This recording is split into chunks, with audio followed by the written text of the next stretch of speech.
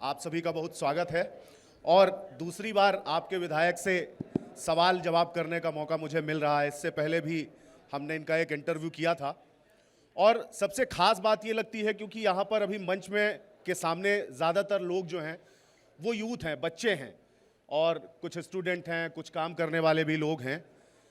तो बहुत आसान नहीं लगता है कि एक सामान्य आदमी का विधायक बन जाना।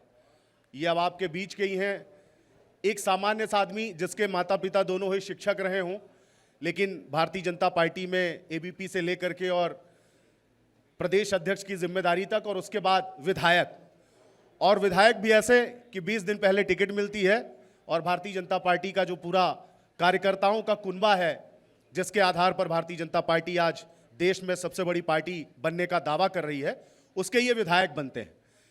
तो मैं तो सवाल पूछूंगा ही, लेकिन आप भी अगर इनसे कुछ सवाल करना चाहते हैं तो बिल्कुल कर सकते हैं। अभी हाल ही में बिहार में खूब दिखे हैं आप।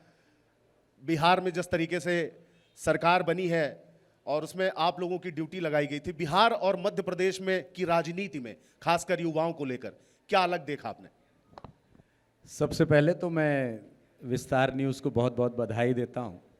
स्वनाम धन्य ये विस्तार न्यूज़ है जो लगातार अपने नाम के हिसाब से विस्तार भी कर रहा है। अंचल जी, मेरी ओर से बहुत बहुत शुभकामनाएं और बधाई। मैं बिहार में था, लगभग 10 दिन मुझे रहने का मुंगेर ज़िले में अवसर मिला और मैं पहले ही कहता था कि बिहार में बहार बा, एनडीए इस बार बा। और जिस प्रकार की स्थिति बिहार के अंदर बनी, देखिए मध्य प्रदेश एक ऐसा राज्य है जो बीमारू राज्यों की तुलना में आता था, जिसमें बिहार, मध्य प्रदेश और राजस्थान को जोड़ते थे। बीच में उड़ीसा भी था लेकिन उसको गायब कर दिया था। लेकिन मध्य प्रदेश में विकास की गाथा लिखी भारतीय जनता पार्टी ने। उसके साथ बिहार के अंदर नीतीश कुमार जी की जो सरकार है और एनडीए की सरकार है, ये निश्चित तौर पर जिस तरह का जंगल राज बिहार के अंदर था, कई महिलाएं मुझे मिली कि अभिलाष, जब मैं कॉलेज में पढ़ती थी तो एक महिला तो मुझे मिली कि जिसने बताया कि मुझे रात को शाम को 6 बजे पटना से उठा लिया गया था। ऐसी दुर्दशा बिहार में थी। बिहार की जनता ने यह तय किया कि हम किसी भी प्रकार से ऐसे जंगल राज को बर्दाश्त नहीं करेंगे और उसकी पुनरावृत्ति नहीं करेंगे। जैसे मध्य प्रदेश में जनता ने तय किया कि विनाश की पर्याय कांग्रेस को हम नहीं आने देंगे, विकास की पर्याय भारतीय जनता पार्टी होगी। और उसी का परिणाम है कि नरेंद्र मोदी जी के नेतृत्व में आदरणीय अमित शाह, जेपी नड्डा जी और जिस प्रकार से वहाँ के मुख्यमंत्री के नेतृत्व में हमने चुनाव लड़ा और बिहार के अंदर भारतीय जनता पार्टी की सरकार बनी। बिहार के नतीजे देख के ऐसा लगा जैसे बंगाल की अब बारी है। बंगाल थर्रा गया होगा जिस तरीके के नतीजे आए, क्योंकि बड़े बड़े दावे कर रहे थे, चाहे वो प्रशांत किशोर हो, तमाम लोग इस तरीके के दावे कर रहे थे। मुझे याद आता है आप जब पहली बार विधानसभा में गए थे तो भारतीय परिधान, आपने धोती कुर्ता पहना हुआ था और हाथ में राम मंदिर की प्रतिकृति थी। और अभी धर्म ध्वजा फहरा दिया है मोदी जी ने। देश में किस तरीके का संदेश जा रहा है और अब युवाओं का जिस तरीके से धर्म और सनातन की तरफ रुझान बढ़ा है, इसको देख करके कैसा लगता है? देखिए अंचल जी, हम पहले से कहते थे कि विद्यावान गुणी अति चातुर, राम काज करिबे को आतुर। विद्यावान भी बहुत हुए, गुणी भी बहुत, देश के प्रधानमंत्री हुए, लेकिन राम काज करने को कोई आतुर हुआ तो उसका नाम आदरणीय नरेंद्र मोदी है। और जिस तरह से धर्म ध्वजा फहराने का काम वहाँ पर किया गया है, लोग हम पर आरोप लगाते थे कि हम पे नारा लगाते थे कि रामलला हम आएंगे, मंदिर वहीं बनाएंगे, पर ये डेट नहीं बताएंगे। लेकिन हमने डेट भी बता दी, मंदिर भी बना दिया और मैं ये मानता हूँ कि करोड़ों लोगों की आस्था का केंद्र अयोध्या के अंदर भगवान श्री प्रभु राम का मंदिर भी बनाया। हमने महाकाल लोक भी बनाया, हमने काशी विश्वनाथ का मंदिर भी बनाया। कुल मिलाकर विकास के साथ साथ हमारी आध्यात्मिक चेतना और हमारी पुरातन संस्कृति, इसको लेकर भी चलना भारतीय जनता पार्टी का काम है और वो हमने जनता के सामने कर कर दिखाया है। मध्य प्रदेश में मुख्यमंत्री डॉक्टर मोहन यादव की सरकार के लगभग 2 वर्ष पूरे हो रहे हैं। इन 2 वर्षों में आपको क्या लगता है, क्योंकि आप एक युवा हैं इसलिए युवाओं की उम्मीद आपकी तरफ ज़्यादा है, आपको क्या लगता है कि कौन से ऐसे काम है जो युवाओं के हित में हुए या जो रह गया है, तो क्या आप उसके लिए मुख्यमंत्री से बात करेंगे? देखिए, कोई भी सरकार जब अपना संकल्प पत्र बनाती है, तब संकल्प पत्र में जब हम चुनाव में जाते हैं तब संकल्प पत्र बनाने का काम भारतीय जनता पार्टी करती है, हम घोषणा पत्र नहीं बनाते। हम संकल्प बनाते हैं और संकल्प में विकल्प नहीं ढूंढते हैं। और जिस तरह से डॉक्टर मोहन यादव जी की सरकार मध्य प्रदेश में चल रही है और इस वर्ष औद्योगिक विकास वर्ष के रूप से मध्य प्रदेश की भारतीय जनता पार्टी की सरकार मना रही है।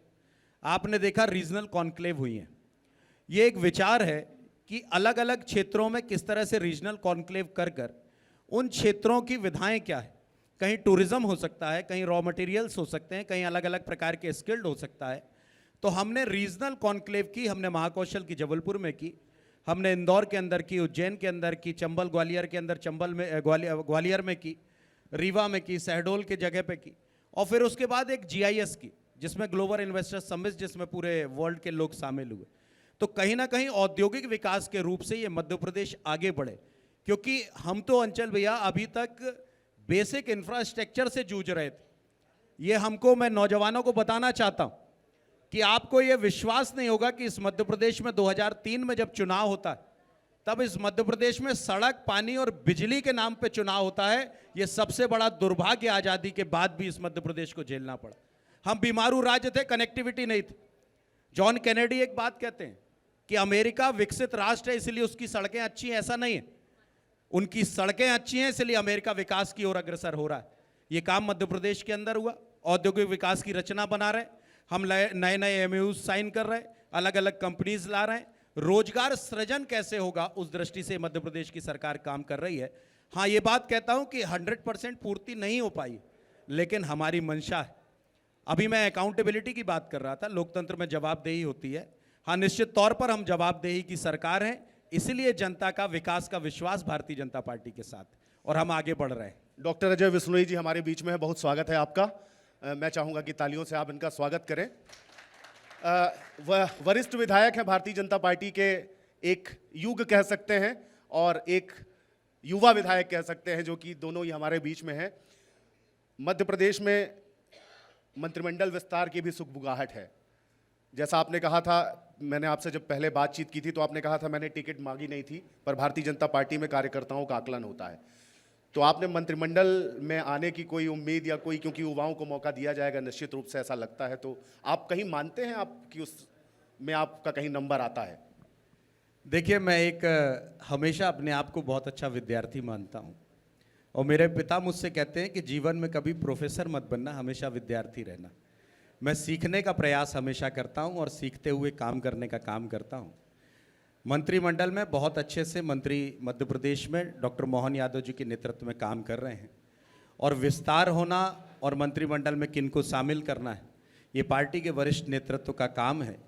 हाँ, मुझे काम उत्तर मध्य विधानसभा की जिम्मेदारी है सेवक के रूप से, तो मैं 5S के कॉन्सेप्ट पे काम कर रहा हूँ, जिसमें शिक्षा, स्वास्थ्य, सुरक्षा, सेवा और संस्कार हैं। मैं उस दृष्टि से संतुष्टि के साथ काम कर रहा हूँ, लेकिन मैं दावे के साथ कहता हूँ कि मध्य प्रदेश में जिस तरह से सरकार काम कर रही है उस दिशा पर सरकार निरंतर विकास की ओर अग्रसर है, और मंत्रिमंडल का विस्तार करना और ये बाकी सारे काम करना ये वरिष्ठों के काम है। जो वो निर्धारित करते हैं उस दिशा पर हम सब लोग काम कर रहे हैं।